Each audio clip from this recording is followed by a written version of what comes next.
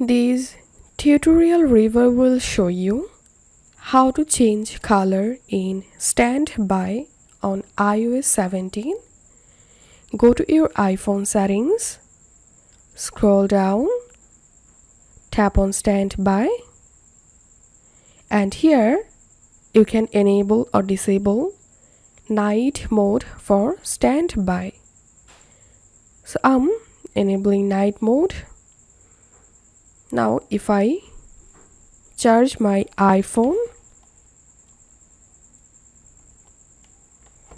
and I'm going to putting my iPhone in landscape mode, and here you can see the standby mode color is dark now.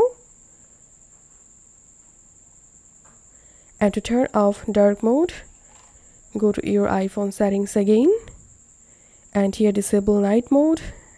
Here you can see the dark mode has been gone, and standby mode color will automatically change depending to your room light. So this is how we can do it.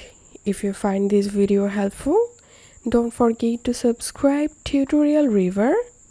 See you in the next video.